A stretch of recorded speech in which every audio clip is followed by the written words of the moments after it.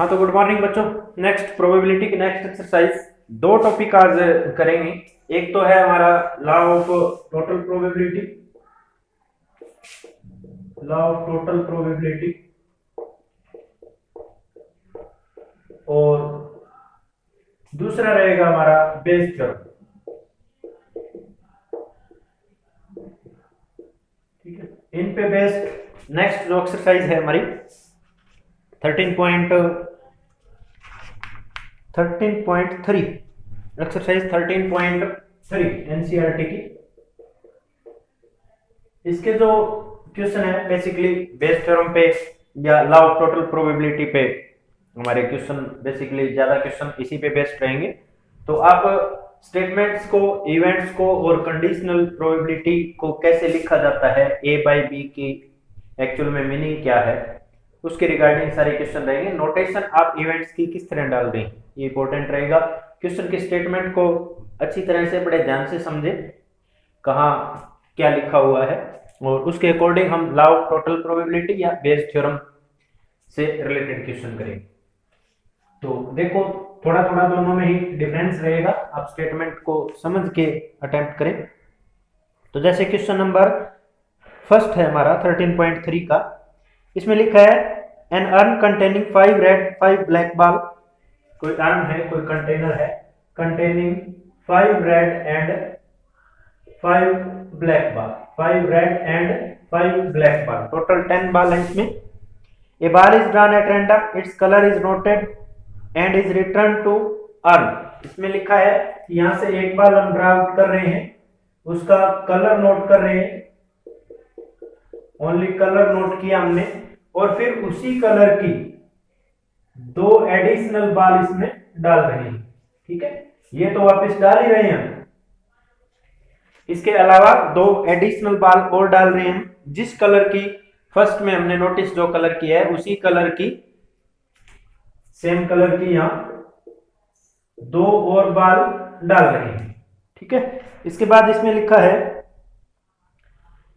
Are put in the urn and then a ball is drawn at random, what is the probability that second ball is red. उसके बाद एक ball निकाली जाती है और वो बॉल रेड है, इस चीज की हमें प्रोबेबिलिटी बतानी है।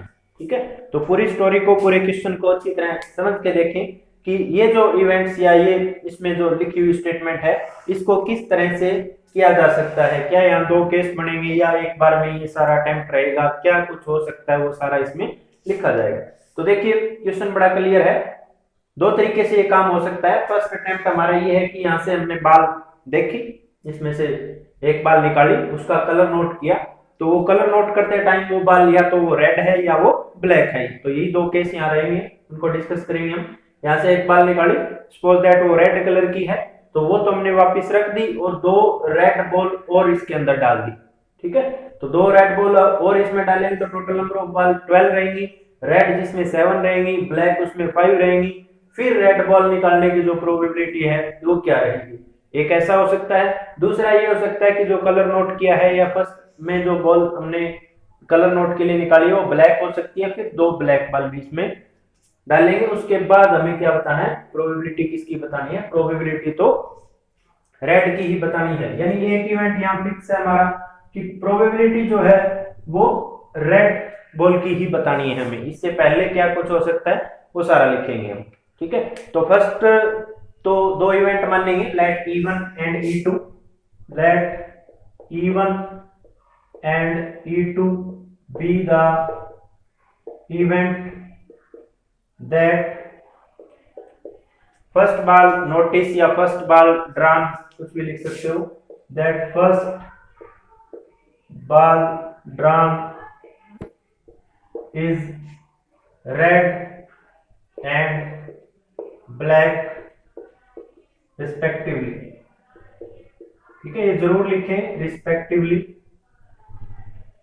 ठीक है, क्योंकि इसी के अकॉर्डिंग हमारा क्वेश्चन रहेगा। E1 और E2 जो नोटेशन डाली है इनके अकॉर्डिंग हम स्टेटमेंट को कन्वर्ट करेंगे। तो E1 इवेंट हमने क्या मानना है कि रेड बॉल नोटिस की हमने, और E2 इवेंट क्या मानना है कि फर्स्ट अटेम्प्ट में हमने ब्लैक बॉल नोटिस की। जो फिक्स इवेंट है वो उसको हम ए से डिनोट करेंगे, let A B the event that second ball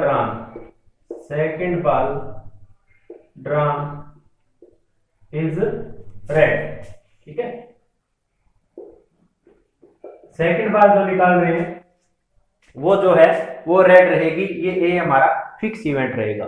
ठीक है, अब यहां देखो आप प्रोबेबिलिटी अगर बात करें यहां E1 और E2 की हम, ठीक है, E1 इवेंट क्या था कि रेड बॉल हमने नोटिस की है, स्टार्टिंग में हमने फर्स्ट ड्रा में रेड बॉल निकाली है, और E2 क्या इवेंट मानना है हमने कि हमने ब्लैक बॉल निकाली है। तो अगर E1 और E2 की प्रोबेबिलिटी की यहां बात करें, यहां लिख देता हूं मैं, प्रोबेबिलिटी ऑफ E1 और प्रोबेबिलिटी ऑफ E2 दोनों इक्वली रहेंगी, क्योंकि इक्वल नंबर ऑफ बॉल है, 5 रेड हैं 5 ब्लैक हैं, टोटल 10 बॉल हैं।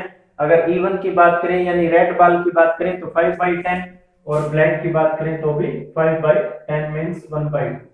ठीक है, तो E1 और E2 की जो प्रोबेबिलिटी है वो क्या आई है 1/2। ठीक है, अब यहां से क्वेश्चन की मीनिंग समझे, A/E1 लिख रहा हूं मैं। ठीक है, A/E1, तो A/E1 की सबसे पहले तो मीनिंग जरूरी है कि इसकी मीनिंग क्या हो। A/E1 की मीनिंग क्या है कि A की प्रोबेबिलिटी कब, जब E1 इवेंट हो चुका हो, probability of A when E1 has been occurred.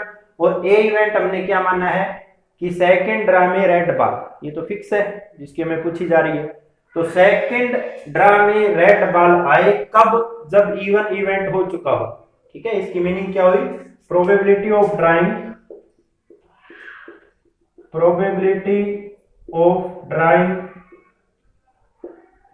Red ball in second draw when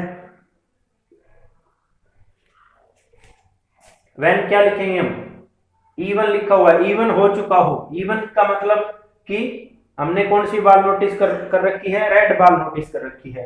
तो probability of drawing red ball in second draw when we notice red ball, या when 2 additional red ball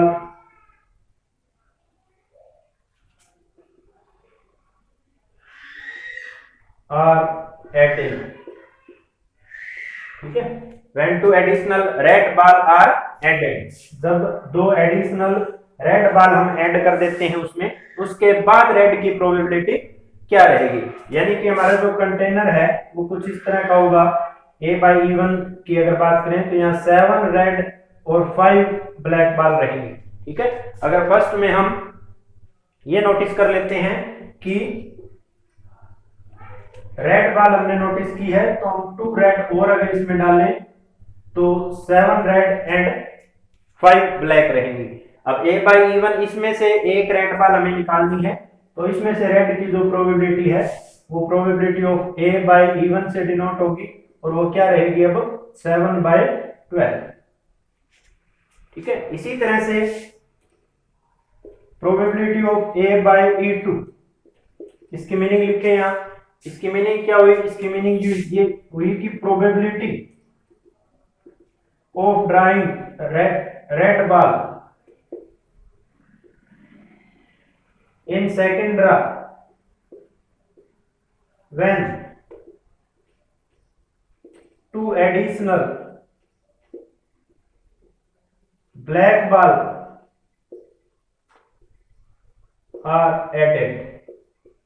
जब 2 additional black ball हम add कर देते हैं, यानी हमने जो कलर नोट किया वो इस बार ब्लैक नोट किया, तो इसमें 5 रेड और 7 ब्लैक बॉल कंटेनर में रहेगी, बट निकालनी कौन सी है, निकालनी तो रेड है।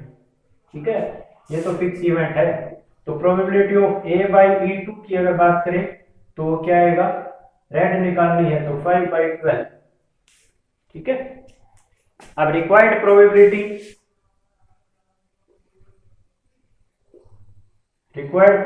हमारी प्रोबेबिलिटी ऑफ A है, तो ये लॉ ऑफ टोटल प्रोबेबिलिटी का फार्मूला है कि E1 इंटू A/E1 या फिर E2 इंटू A/E2। ठीक है, या तो ये इवेंट हुआ होगा या ये इवेंट हुआ होगा, या तो E1 के बाद A/E1 हुआ है। ठीक है, रेड बॉल कैसे निकल सकती है कि हमने रेड नोटिस की है तो रेड निकल सकती है, या हमने फर्स्ट में ब्लैक नोटिस की है तो रेड निकल सकती है। ठीक है, तो दोनों के बीच में क्या लगेगा, प्लस लगेगा, क्योंकि हम क्या कह रहे हैं, आइदर दिस और दिस, तो ये वो दो केस हैं।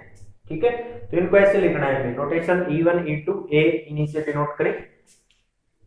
अब देखो E1 की प्रोबेबिलिटी हमारी 1/2 है, यानी 1/2 इंटू A/E1 जो है वो 7/12 प्लस 1/2 इंटू 5/12। ठीक है, ये 7/24, ये 5/24, तो 7 + 5 12/24, यानी जो प्रोबेबिलिटी है वो क्या आएगी, 1/2। ठीक है, तो इस तरह से आप लॉ ऑफ टोटल प्रोबेबिलिटी का ये क्वेश्चन था, स्टेटमेंट पढ़े, उसको ध्यान से समझे, बिल्कुल एग्जैक्टली समझ में आएगा कि ये क्वेश्चन बेस थ्योरम से रिलेटेड है या लॉ ऑफ टोटल प्रोबेबिलिटी का है। कन्वर्ट करना सीखे इन इवेंट्स को। तो नेक्स्ट क्वेश्चन देखो बच्चों,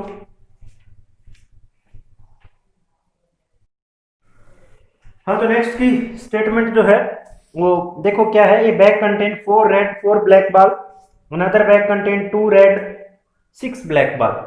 ठीक है, एक बैग तो है उसमें नंबर ऑफ बॉल हमें बताई गई है, एक सेकंड बैग है उसमें भी नंबर ऑफ बॉल हमें बताई गई है। One bag contain 4 red 4 black ball, इसमें 4 रेड और 4 ही ब्लैक बॉल है, और सेकंड बैग में लिखा है 2 रेड 6 ब्लैक बॉल, तो इसमें 2 रेड और 6 ब्लैक बॉल। अब देखो क्या लिखा है, one of the 2 bag is selected at random, दोनों में से एक बैग को सिलेक्ट किया गया, and a ball is drawn from the bag which is found to be red, find the probability that ball is drawn from the first bag. ये कहता है कि दोनों में से एक बैग को सिलेक्ट किया गया, उसके बाद एक बॉल निकाली गई, और वो बॉल क्या मिली, वो मिली हमें रेड बॉल। ठीक है, वो बॉल क्या थी, वो रेड थी, तो वो ये जो रेड बॉल हमें मिली है, ये कहता है कि ये अब इसमें से भी आ सकती है, इसमें से भी आ सकती है, तो इसमें से पूछा जा रहा है कि ये रेड बॉल दोनों में से किसी एक बैग में से आई है, तो इसकी प्रोबेबिलिटी पूछी जा रही है कि आप ये बताएं कि it is drawn from the second bag, इसमें से प्रोबेबिलिटी क्या है कि ये रेड बॉल जो आई है वो सेकंड बैग में से आई है, इस चीज की प्रोबेबिलिटी क्या है। तो ये नहीं है कि रेड बॉल की प्रोबेबिलिटी हमारे से सेकंड बैग से पूछी जा रही है, दैट मीन हम 2/8 आंसर लिखें इसका। ठीक है, वो तब होता अगर ये बैग होता ही। ठीक है, फिर हम कह देते कि रेड बॉल की प्रोबेबिलिटी सेकंड बैग में से पूछी है, डायरेक्टली हम बता देंगे कि 2/8 is the final answer, but इसमें 2/8 नहीं है, क्योंकि एक बैग और है, ये इसकी प्रोबेबिलिटी को क्या करेगा, अफेक्ट करेगा। ठीक है, तो यहां भी उसी टाइप से हम केसेस बनाएंगे कि ये जो इवेंट्स हुआ है किस तरह क्या हो सकता है इसमें। तो पूछा हमारे से क्या क्या जा रहा है, ये इंपॉर्टेंट है कि रेड बॉल, पिछले क्वेश्चन और इस क्वेश्चन में की स्टेटमेंट में काफी डिफरेंस है, अगर आप ध्यान से समझोगे।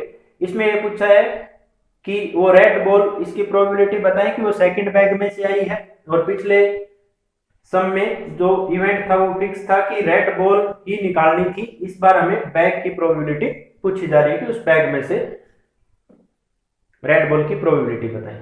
तो देखो दो इवेंट मानेंगे हम। अब ये कैसे हो सकता है, इस सारे को हम समझ के चलेंगे। तो इस इवेंट्स को अगर समझना है तो क्या दो इवेंट बनेंगे हमारे, एक तो इवेंट ये रहेगा कि फर्स्ट बैग सिलेक्ट हुआ है और उसमें से रेड बॉल निकली है, या फिर हम ये कहेंगे कि सेकंड बैग सिलेक्ट हुआ है और उसमें से रेड बॉल निकली है। तो ये दो केसेस रहेंगे, बीच में और लगेगा, दैट मीन प्लस करेंगे। अब इवेंट्स देखो आप किस तरह लिखेंगे।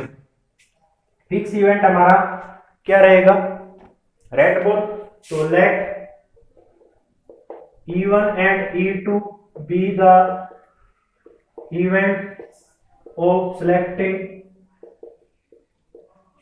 first bag and second bag.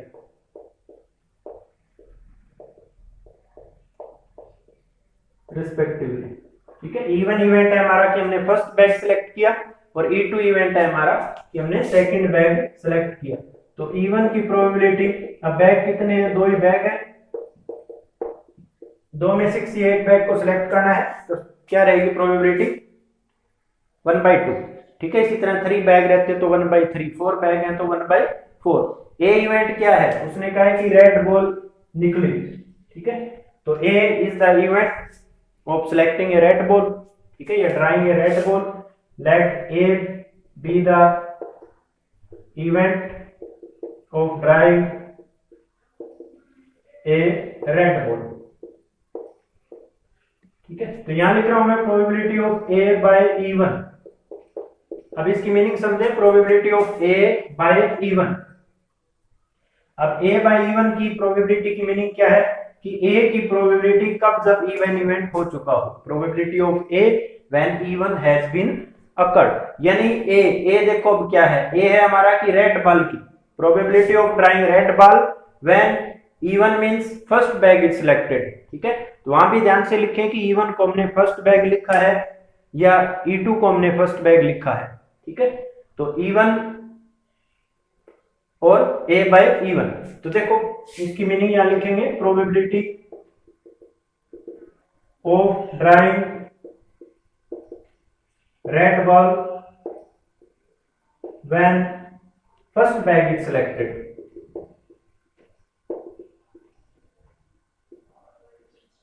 तो probability of A by E1, तो फर्स्ट बैग में से रेड बॉल की प्रोबेबिलिटी देखो क्या रहेगी, 4/8 यानी 1/2 रहेगी, ठीक है।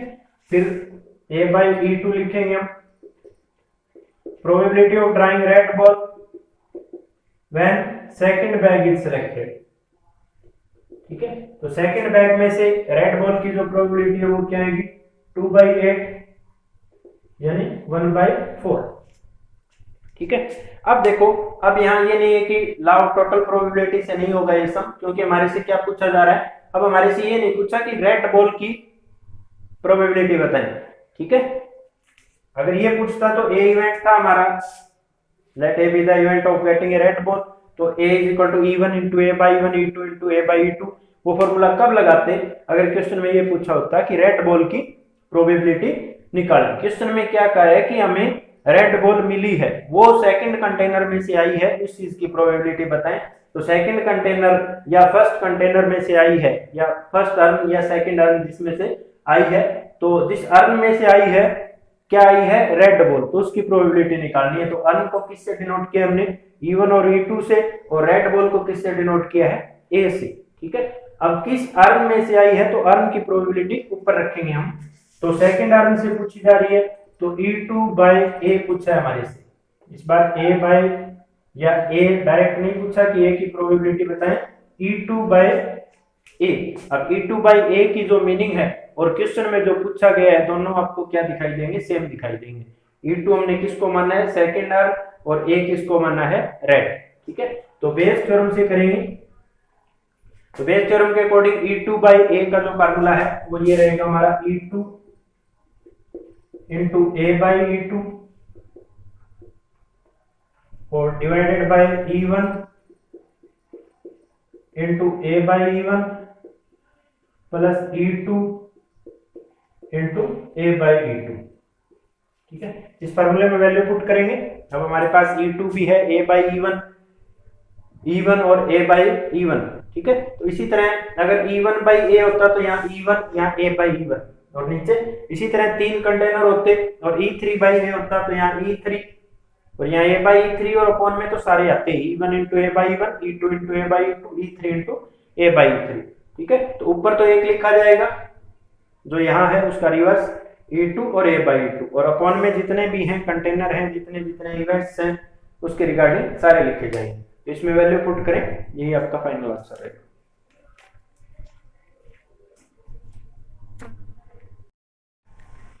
हाँ, तो एक क्वेश्चन नंबर नेक्स्ट देखें, क्वेश्चन नंबर 6 करवा रहा हूं मैं, इससे पहले वाले क्वेश्चन आप रीड आउट करके देखें, बिल्कुल बेस थ्योरम के अकॉर्डिंग ही रहेंगे सारे। तो उनमें इवेंट्स का आप जरूर ध्यान दें, E1 E2 और A इवेंट्स किसको मानेंगे, ठीक है। तो क्वेश्चन नंबर 6 की स्टेटमेंट पढ़ो एक बार।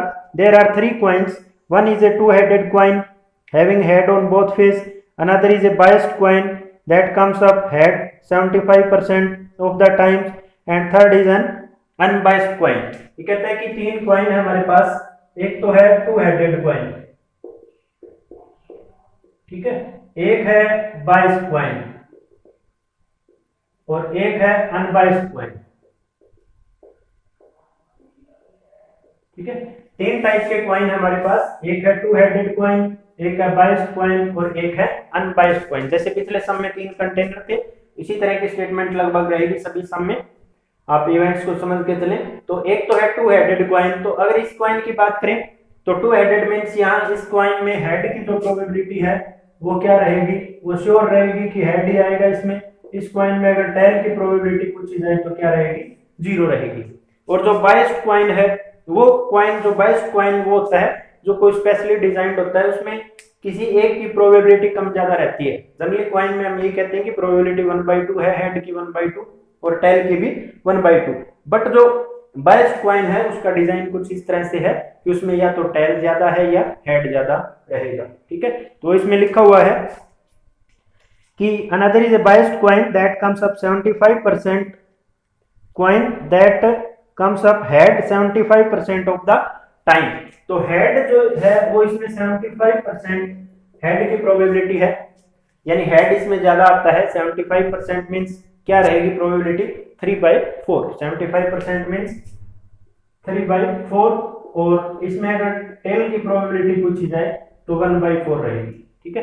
Third one is unbiased coin. Unbiased coin किसी भी साइड से इक्वली डिजाइंड है वो, तो उसमें जो प्रोबेबिलिटी है हेड की अगर बात करें तो हेड की प्रोबेबिलिटी यहाँ 1/2 रहेगी और टेल की प्रोबेबिलिटी भी 1/2 रहेगी। तो ये तो हमारे कॉइन थे कि 3 तरह के कॉइन यहाँ दिए हुए हैं।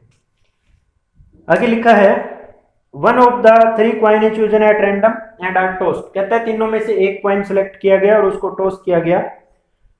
इट शो हेड, और कॉइन पे क्या आया, हेड आया। What is the probability that it was a 2 headed coin. तो इट शो हेड, कॉइन पे क्या आया, हेड आया। तो इसकी क्या प्रोबेबिलिटी है कि वो जो कॉइन था वो 2 हेडेड कॉइन था, यानी ये कॉइन सेलेक्ट किया गया था। इस चीज की प्रोबेबिलिटी हमें बतानी है। तो देखो इसमें जो E1 और E2 और E3 3 इवेंट्स मानेंगे हम। Let E1, E2 and E3 be the event of selecting। अब E1, E2, E3 यहां से आप समझ के चलें कि किसको E1 मानना है, किसको E2 और किसको E3। Let E1, E2, E3 be the events of selecting 2-headed coin।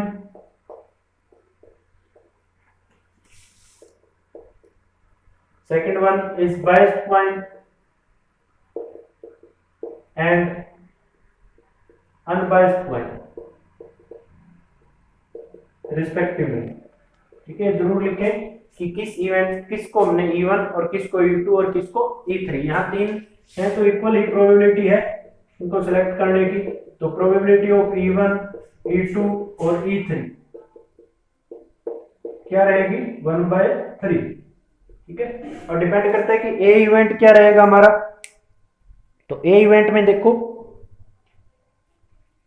One of the 3 coin is chosen at random and are tossed, it show head। what is the probability that it was the 2-headed coin।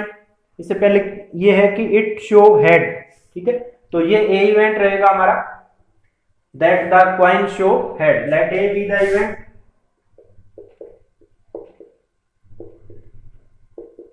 that coin show head। ठीक है, तो ये a event है कि coin पे क्या आया, head आया। ठीक है, अब आप प्रोबेबिलिटी यहां लिखेंगे A/E1। अब A/E1 की मीनिंग देखें क्या रहेगी कि coin show head when E1 has been occurred. E1 means कौन सा कॉइन सिलेक्ट हुआ है, 2-हेडेड कॉइन। ठीक है, तो यहां क्या आएगा, probability of getting head when 2-headed coin is selected। 2-headed coin is selected। तो जब 2-headed coin select हुआ तो हेड आने की जो प्रोबेबिलिटी है वो क्या रहेगी, this implies probability of A/E1 क्या रहेगी, 1 रहेगी। 2-headed coin है और हेड आने की जो प्रोबेबिलिटी है वो क्या रहेगी, 1 रहेगी। इसी तरह सिमिलरली प्रोबेबिलिटी ऑफ A/E2,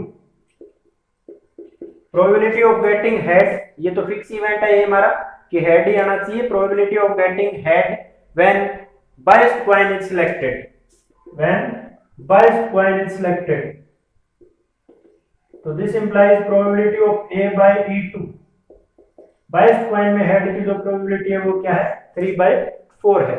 और similarly probability of a by e3, probability of getting head when unbiased coin is selected, तो this implies probability of a by e3। अब अनबायस्ड में हेड की प्रोबेबिलिटी क्या रहेगी 1/2 रहेगी। ठीक है, अब बेस थ्योरम के अकॉर्डिंग हमें क्लियर नजर आ रहा है कि हमारे से पूछा क्या जा रहा है। ये कहता है कि हेड की प्रोबेबिलिटी बताएं when two headed coin is selected, यानी यहां से सिलेक्ट, जैसे bag second is selected, bag first is selected.